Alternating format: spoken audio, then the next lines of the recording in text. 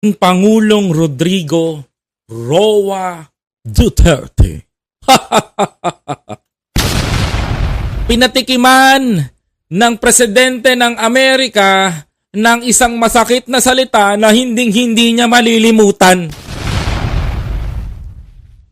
Ang pinakamasakit nito, bukod doon sa tatay nila na nakakulong sa Netherlands, mga kababayan, alam nyo kung ano? Mga kapatid, eto, makinig kayo. Mga kababayan, bukod sa nakakulong si Duterte, nasabihan pa ni Donald Trump, mga kababayan ko, nakampon ng China. Alam naman natin, mga kababayan ko, ang hidwaan sa pagitan ng US at China. At ang pinakamatindi dito, mga kababayan ko, na-realize na ng mga DDS, mga kababayan ko, na hindi sila tanggap ng Amerika. Mga kapatid, napahiya, mga kababayan ko, ang kampon ni Buday, mga kapatid. At sana naman matamaan na sa ulo yung mga DDS dyan sa Amerika. Huwag nasyadong makapal lang muka, mga kababayan ko, baka sakaling meron sila, baka sakaling meron sila mapala. Dahil sa sobrang tindi nito, mga kababayan, sigurado ako na hindi na sila, mga kababayan ko, hindi na sila masisikatan pa. Kaya kayo dyan sa Amerika, mga Pilipino, makinig kayo. Huwag kayong puro maharlika. Diba? O ngayon, narinig nyo na si Donald Trump. Kanino kayo susunod? Baka mawalan kayo ng green card. Kaya sa lahat ng mga manonood ko, mga kababayan ko, pag-usapan natin yung pinakamahalagang momento na to sa buhay ng mga DDS.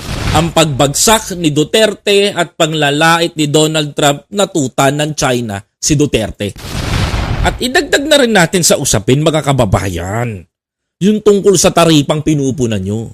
Bakit nga ba ginawa ni Pangulong Bongbong Marcos yon? Ito, pag-usapan natin, mga kababayan ko. Of the Philippines, a great family Aray! legacy, and highly respected in this country. I know that because I have many friends in the Philippines, and there's great respect, or I couldn't say it, so congratulations. Ang sakit naman nun, mga DDS. Si Donald Trump, pamilya ang tingin sa Pilipinas. Samantalang sa mga Duterte, ano kaya, mga kababayan ko?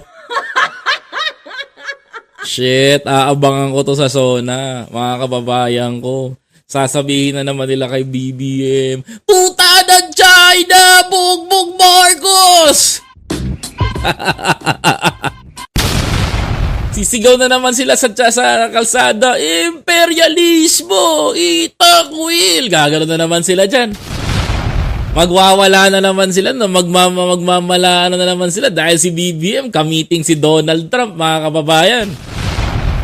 Pero di alam ng mga bobo shits na nandun doon, mga kababayan ko, na ginawa ni Pangulong Bongbong Marcos yan para sa bayan. 'Di ba? O ngayon, sige, sabi ni Donald Trump, kaibigan niya ang Pilipinas at pamilya niya na ngayon ang Pilipinas.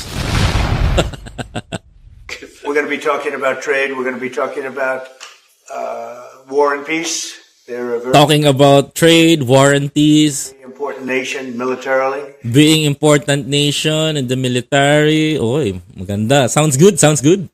And we've had some great drills lately. We're back with them. I think I can say that the last administration Aroy! Yan na. Pinakamasakit to sa mga DDS. Aray ko! Aray ko po. Masakit to. Pakinggan nyo. was not getting along with them too well. They didn't get along with anybody. They didn't know. Tuta kasi si Duterte. Honestly, they didn't know what they were doing. Honestly, they don't know what they are doing.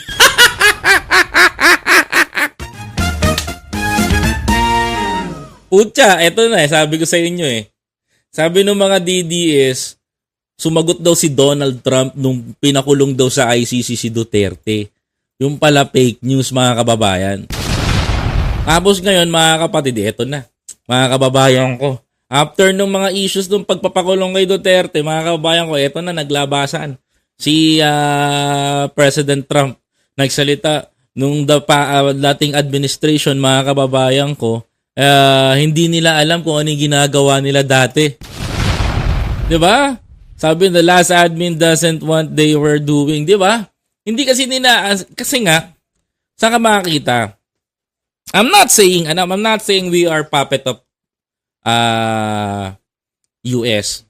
But I can say, mga kababayan ko, sa totoo lang, hindi natin kaya mabuhay without US. Yes. Although we have a soberanya ng Pilipinas, but honestly, hindi tayo pwede mabuhay without US. Totoo lang. Kayang-kaya tayong lamunin ng China. Alam mo, sa totoo lang, buti na nga lang mga kababayan ko, nabalik ni President Bongbong Marcos yung relationship ng relationship ng Pilipinas to international communities. Muntik na tayong maging mala North Korea. Mga kababayan ko, na under sa dictatorship ng Duterte administration. Yes, mga kababayan ko, sa totoo lang. Number 1, sagutin ko, bakit hindi natin kayang talikuran ng US, mga kababayan? Number 1, depensa. Mga kababayan. Depensa. Yes, literally, depensa. Ano nangyari, mga kababayan ko? Nung ang US umalis sa Pilipinas dahil hiling ng China na paalisin ni Duterte ang US troops dito sa bansa natin. Tama ba ako? That is a deadly strategic na sinabi ng China. Ano nangyari? Ano nangyari, mga kababayan ko? Nung umalis ang base militar ng US dito sa Pilipinas. Ano nangyari, mga kababayan ko? Hindi nyo nakita? Hindi nyo nalaman? Hindi nyo napakinggan? Hindi nyo nabalitaan? Mga kababayan ko, huli na nung nalaman natin. Ano nangyari doon sa isla natin sa West Philippine Sea? Kayo magsabi. Ano nangyari doon sa isla natin sa West Philippine Sea? Mga kababayan ko, pag alis ng US troops sa Pilipinas, ano nangyari, mga kababayan ko? Pag alis ng US troops sa atin, nagtayo ng base militar ang China doon sa West Philippine Sea at naglagay, mga kababayan ko, ng airstrip kung sa makatuwid, mga kababayan ko, ng sariling paliparan. Diba? Yung isla na wala namang tinambakan ng China para maging isang gawang isla ng China. May tawag doon eh. I forgot eh. Sorry ah. Yun ang naging kasunduan. And lately, nalaman natin, mga kababayan ko, na ang dating Pangulong Duterte ay merong gentleman's agreement. Ngayon, mga kababayan ko, the worst case is, mga kababayan, sa panahon ni Digong, natulungan natin lumakas ang China na malaking competitor ng US. Mga kababayan. Yes, tama kayo. Mga kababayan ko, naging competitor ng US. Bakit nga ba, mga kababayan ko, nabigyan ng pagkakataon ni Duterte ng ganito? Kapalit nun, mga kababayan ko, syempre, tatanga-tanga yan si Digong mamahala mamuno eh. Hindi nag-iisip eh. Man-made island. Thank you, Ms. Lisa. Ano nangyari dun sa isla natin sa West Philippine Sea? Nagtayo ng man-made island ng China, and then, mga kababayan ko, tayo ang sinuwag. So ngayon, eto na. Mga kapatid, ito na. Si Donald Trump, mga kababayan ko. Si Donald Trump, mga kapatid, Donald Trump, nagsabi, hindi alam ng dating presidente ang ginagawa niya. Mga kababayan. So ano nangyari? Pinaglaruan si Duterte ng China. Mga kababayan ko. Pero ang kapalit nun, mga kababayan ko, sabi ni Duterte, basta makakakuha tayo ng income. Mga kababayan ko, muntik pa nga umutang ang shoot-taragis na yan eh. Muntik pang mangutang sa China, mangutang yan, shoot-taragis na yan. Mga kababayan ko, do income na. O, pagpapasok ng Chinese products. Andyan ang mga naglalakihan automobile companies. Mga kababayan ko, dati Toyota, Kawasaki, Yamaha, Suzuki lang nga meron tayo. Ngayon, meron na tayong BYD, meron na tayong Jet Tour, meron na tayong Cherry Auto, meron na tayong Geely, napakaraming Chinese company na pumasok sa Pilipinas na investors kapalit ng pagbabantay nila doon sa karagatan natin. O, ganun kalupit si Digong. O, magpapasok ng mga Chinese investors, andyan ang Pogo. Di ba mga kababayan ko? Nagpapasok din si Duterte ng kasi plano niyang gawin, malamakaw ang Pilipinas. Kaso nga lang, yung mga opisyal natin during that Duterte administration, magnanakaw. Di ba mga kababayan ko? Kasi expectation dapat ni Duterte, second Macau of the Asia ang Pilipinas. Yan nangyari mga kababayan ko, magnanakaw yung mga nakaupong opisyal during that time. Kaya ngayon mga kababayan ko, kanya-kanyang dekwat ng yaman, mga kababayan ko. Hanggang sa nasira ang imahe sa US ang Pilipinas. O ngayon, mga kababayan ko, binalik ni Pangulong Bongbong Marcos yung tiwala ng US, mga kababayan. And one of the challenge of the president is paano niya hahatakin sa ASEAN si Donald Trump. Mga kababayan ko. 'Di ba? Yan yung pinaka-biggest impact ng nagawa ni Pangulong Bongbong Marcos, mga kababayan ko. Kaya nga tawan-tawa ako nung sinabihan ni President Trump na si Duterte, hindi niya alam yung ginagawa niya. Ang tawag doon, ob-ob. But we have some fantastic military relationships with the Philippines, and that's been reinstituted. And Pete, I would say that you couldn't be happier, right, with the relationship. Absolutely. Great partners. So I just want to say it's an honor to have you. We're going to talk about trade today. Aray, it's an honor to have you, Mr. President. No? Ang sakit nitong marinig, mga kababayan ko sa mga DDS. Isang karangalan ng Presidente ng United States of America, ang sabihin kay President Bongbong Marcos is it's an honor na makita ka dito, nandito ka sa White House. Samantalang si Duterte, mga kababayan ko, kahit anong pagpapapogi niya, hindi siya pinapansin. Mga kababayan, tuloy. And we're very close to finishing a trade deal, big trade deal actually. And we do a lot of business with you. So Aroy, we have a lot of business with you. it's a lot of income coming in for both groups. But I was surprised to see the kind of numbers. They're very big, and they're going to get bigger under what we're doing and what we're proposing. And I just want to thank you for being with us. It's a great honor. You and your representatives, really. Grabe, oh. Imagine ninyo, Presidente ng Amerika, kinikilala ang Presidente ng Pilipinas. A great, great honor. Eto yan. Pag-usapan natin to. Merong mga namumuna ngayon na mga DDS. Pakita ko sa ito. Hello, Miss Cheche. Tingnan niyo mabuti. Sabi ng mga DDS, mga kababayan ko dito, mga kababayan, sabi dito, ito sa madaling salita, wala siyang napala maliban lang sa malinis niya na dumi, malinis niya ang dumi ni malinis niya ang dumi ni Palaka, mga kababayan ko. Sabi ng mga DDS, sabi dito mga kababayan ko, may picture ni Pangulong Bongbong Marcos, pumirma daw ng 19% tariff sa PH, and then Donald Trump, 0. Ito pa, wait, asan na yan? Uy, dito ka. Dito ako. Uy, dito ako. Uy. Dito ako. Ayan. Mga kababayan ko, biglang nalilito tong camera ko.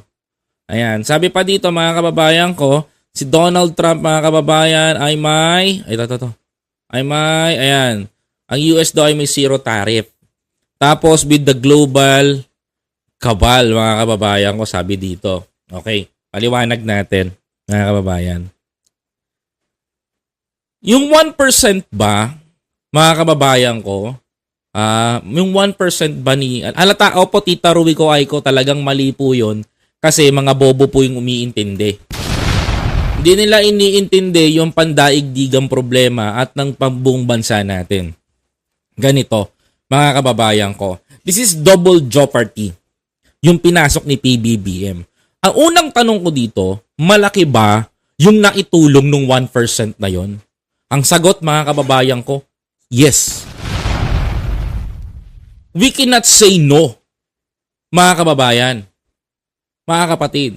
Ang sagot dyan, yes. Malaki yung 1% na yan, mga kababayan ko, na tariff, na tinapyas dun. mga kapatid. Ano ba purpose nitong tariff na to?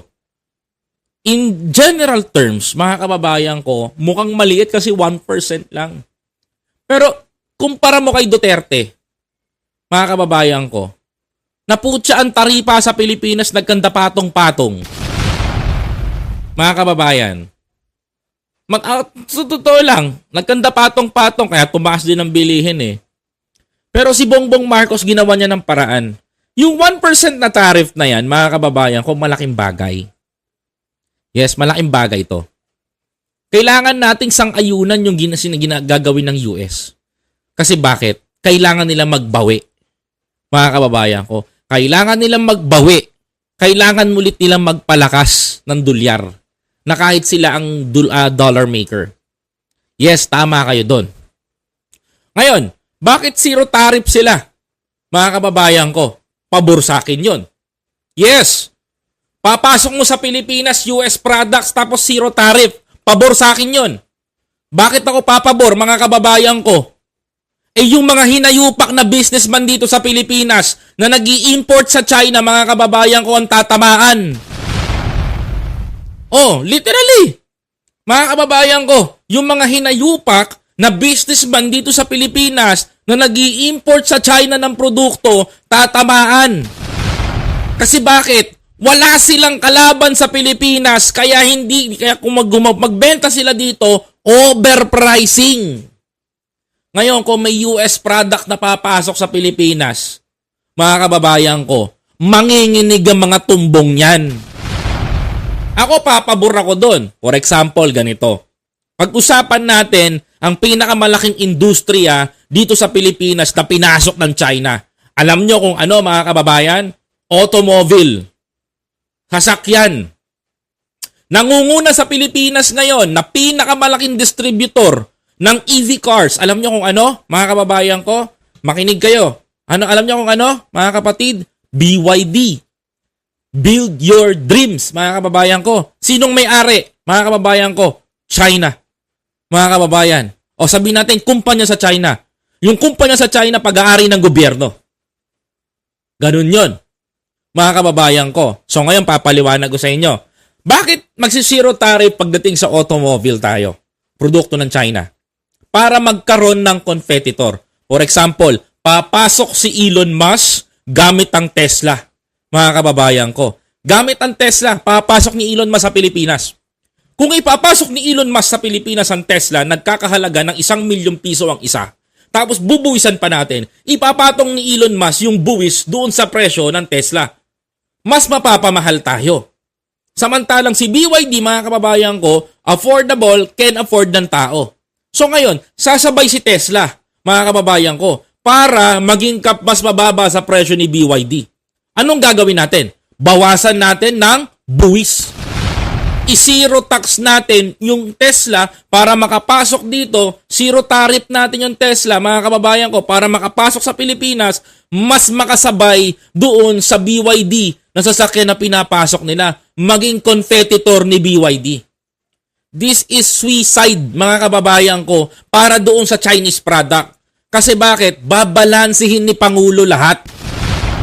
Pabor sa atin. Ngayon, mga kababayan ko, nakapagpasok na ng produkto ng US sa Pilipinas. Sino ngayon ang apektado? Yung mga nakahugas sa puwet o nakanganga sa puwet ng mga tsekwa, mga kababayan. Sino-sino to? Duterte allies. Sino mga magrereklamo ngayon? Duterte allies again, mga kababayan. Kasi nakapag-establish sila ng business together with China, initsipwera nila si US. Ano pa ipapasok, mga kababayan ko, ng Amerika? Napakaraming produkto, even medicine, mga kababayan ko, para tumabla doon sa mga medicine dito na ang manufacturer ay China. Diba?